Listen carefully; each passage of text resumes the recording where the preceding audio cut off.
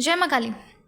तो आज जो मैं आपके लिए जानकारी लेकर आई हूँ, ये जानकारी है सेवादार के विषय में कि आपके घर के सेवादार कौन होते हैं और भगताई में इनका क्या कार्य होता है। तो अगर आप भी इस बारे में जानना चाहते हैं तो वीडियो को एंड तक ज़रूर देखें। और अगर आप हमारे चैनल पर नए हैं और हमारी वीडियो को पहली बार देख रहे हैं तो चैनल को सब्सक्राइब करके नोटिफिकेशन बेल को ज़रूर प्रेस करें ताकि इस प्रकार की जानकारियाँ सबसे पहले आप तक पहुँचें। तो सबसे पहले मैं आपको ये बता देती हूँ कि सेवादार होते कौन हैं। तो मान लीजिए अगर आपके घर में आपके दादा थे या परदादा थे, वो पूजा पाठ करते थे, वो भक्ति करते थे, या उन्होंने किसी विशेष देवी देवता की शक्तियाँ प्राप्त की हुई थी, या उन्होंने किसी देवी देवता को जागृत किया हुआ था, और ऐसे में अगर उनकी मृत्यु हो जाए तो जैसे कि मैंने आपको अपनी पिछली कई वीडियोस में बताया हुआ है कि शक्तियाँ कभी भी व्यक्ति का साथ नहीं छोड़ती। शक्तियाँ जन्म जन्मांतर तक एक व्यक्ति के साथ रहती है। अगर आपने इस जन्म में किसी देवी या देवता की पूर्ण श्रद्धा और भाव के साथ उपासना की है तो वो देवी देवता आपका कभी भी साथ नहीं छोड़ते। आपकी मृत्यु के बाद भी या अगला जन्म आपका जहाँ भी होता है वो देवी देवता आपके हर पल साथ रहते हैं और एक समय पर आकर आपको अपने होने का आभास दिलाते हैं और दोबारा से आपको अपनी पूजा पाठ में लेकर आते हैं। तो इस तरह से शक्तियाँ हर पल आपके साथ रहती है। और इसी तरह से जब एक भक्त की मृत्यु हो जाती है तो उसके साथ जो शक्तियाँ थी वो मृत्यु के बाद भी उस व्यक्ति के साथ रहती हैं और मृत्यु के बाद ऐसे भक्त को सेवादार की उपाधि मिल जाती है। और ज़रूरी नहीं कि हर घर में ही सेवादार हो। सेवादार कुछ कुछ घरों में होते हैं। जैसे अगर आपके घर में पीढ़ी दर पीढ़ी गद्दी चलती आ रही है, आपके दादा भी भगत थे, आपके परदादा भी भगत थे, या आपके पिता भी भगत थे, तो ऐसे में वो सेवादार बनकर आपके घर में रहते हैं और आपकी हर प्रकार से रक्षा करते हैं। और ये जो सेवादार होते हैं ये कई घरों में देवी देवताओं के साथ भी इनकी पूजा की जाती है या इनको भोग दिया जाता है, और कई घरों में इनको अलग से भोग दिया जाता है।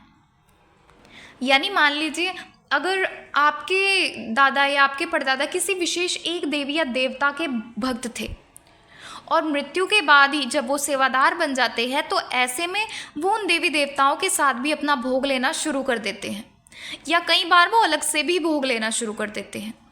और अगर आपके घर में सेवादार हैं तो आपके लिए बहुत ज़्यादा ज़रूरी होता है कि आप उनको भोग दें, उनको मनाएं, क्योंकि एक तो वो आपके घर के मुखिया होते हैं, आपके दादा या परदादा होते हैं, और दूसरी तरफ वो आपके घर के सेवादार भी होते हैं। यानी कि उनके पास जिस प्रकार से देवी देवताओं के पास शक्तियाँ होती हैं तो वही शक्तियाँ आपके सेवादार के पास भी होती हैं, क्योंकि जिन भी शक्तियों को उन्होंने जागृत किया हुआ था वो शक्तियाँ उस समय पर भी उनके साथ रहती है और उनके कहे अनुसार कार्य करती हैं। और ऐसे में अगर आप भी पूजा पाठ करते हैं और आप भी भक्ताई से जुड़े हुए हैं, या आप भी आने वाले समय में समाज कल्याण करना चाहते हैं, या आप भी गद्दी लगाते हैं, तो ऐसे में आपके घर के जो सेवादार होते हैं उनकी अहम भूमिका होती है। क्योंकि हो सकता है कि आपने अभी उन देवी या देवताओं की इतनी पूजा या इतनी उपासना ना की हो कि आपकी विनती तुरंत उन तक जाए, या वो आपकी विनती को स्वीकार करके आपकी कार्यों को करें। लेकिन ऐसे में अगर आप अपने घर के सेवादार के समक्ष विनती करते हैं या उनसे किसी कार्यों को करने के लिए कहते हैं तो वो आपके सेवादार आपकी विनती को अपने देवी देवता तक, या जिन भी देवी देवता की उन्होंने उपासना की थी उन तक पहुंचाते हैं, और फिर वो देवी देवता तुरंत आपकी विनती को स्वीकार कर लेते हैं। यानी कि आप ऐसा समझ सकते हैं कि आपकी जो बात है वो डायरेक्ट आपके देवी देवता तक नहीं जा पाती, तो ऐसे में आप अपनी बात को सेवादार के थ्रू अपने देवी देवताओं तक पहुंचा सकते हैं। और जो आपके देवी देवता होते हैं उनको भी सेवादार की बात माननी पड़ती है, क्योंकि उन्होंने भी जीवित रहते उनकी काफ़ी सेवा की होती है या उनकी साधना की होती है, तो इस कारण से आपके देवी देवता भी उनकी बात को मानते हैं। और अगर आप समाज कल्याण के कार्यों को करना चाहते हैं तो उसमें भी आपके सेवादार आपका साथ देते हैं, क्योंकि आपके सेवादार आपको सामने वाले व्यक्ति की पूछा बताने में भी समर्थ होते हैं, और इसके साथ ही भूत प्रेत को मार लगाने में भी समर्थ होते हैं। और अगर किसी व्यक्ति के देवी देवता उनसे नाराज़ हैं तो आपके जो सेवादार होते हैं वो उन देवी देवताओं से बात करके उनको मना भी देते हैं। या अगर किसी की या अगर किसी व्यक्ति के शक्तियों का बंधन है, या अगर उनके घर में उनके देवी देवता उनसे रुष्ट हैं, तो इस प्रकार के कार्यों को बड़ी ही सरलता से आपके घर के सेवादार कर देते हैं।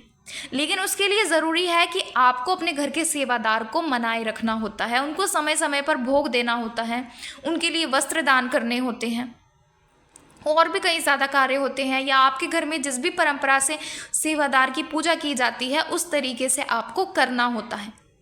और ज़रूरी नहीं कि हर घर में ही सेवादार होते हैं, सेवादार किसी किसी घर में ही होते हैं। जिस घर में पूजा पाठ भक्ताई होती है उस घर में ये सेवादार वाली परंपरा चलती रहती है। तो इस तरीके से ये होते हैं घर के सेवादार। और अगर आपके घर में भी सेवादार हैं तो आप उनकी पूजा ज़रूर करें, और अगर आपके घर में सेवादार नहीं है तो आप अपने इष्ट देवी देवता, अपने कुल देवी देवता की पूजा पाठ उपासना करें, उनको समय समय पर भोग देते रहें। तो आशा है आपको सेवादार के विषय में जानकारी पसंद आई होगी। और अगर आप हमारे चैनल पर नए हैं और हमारी वीडियो को पहली बार देख रहे हैं तो हमारे चैनल को सब्सक्राइब करना बिल्कुल भी ना भूलें, और इसके साथ ही नोटिफिकेशन बेल को प्रेस करके ऑल पर ज़रूर क्लिक करें, ताकि इस प्रकार की जानकारियाँ सबसे पहले आप तक पहुँचे। तो चलिए मिलते हैं अगले वीडियो में कुछ नई जानकारी के साथ। जय मां काली।